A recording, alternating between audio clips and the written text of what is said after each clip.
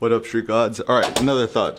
So, perhaps the secret to success is shamelessness. So, I think one of the biggest fetters on our personal thriving is shame. Shame, like, let's say you're vlogging in public and people look at you kind of weird, or you're kind of worried that people are gonna look at you weird. Shame like you're shooting street photography, shame that you say something that's gonna upset somebody, blah, blah.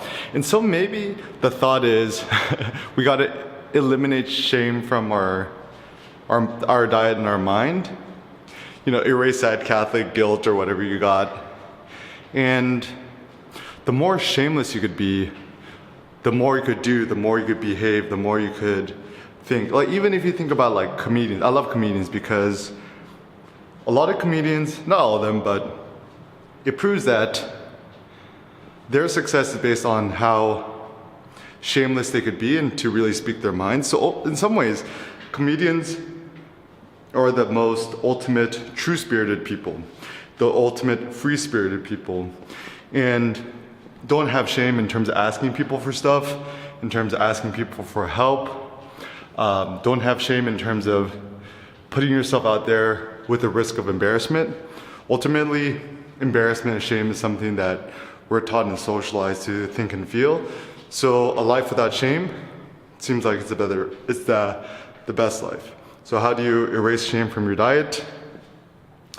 Perhaps it just comes down to self-meditation. Just kind of ask yourself, like, why do I feel shame? Where do these feelings of shame come from? And how can I erase it? So like for me, you know, thinking about the times when I was a kid, you know, kids would make fun of me, or, you know, church or being Catholic, right? It's like, you know, it's like, if you masturbate, God is watching. You feel so kind of shameful about that. But just kind of realize you're an adult.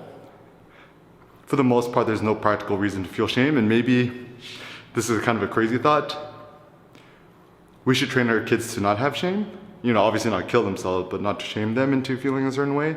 And maybe in some ways, erase shame from our diets and our minds and allow ourselves to become more psychopathic.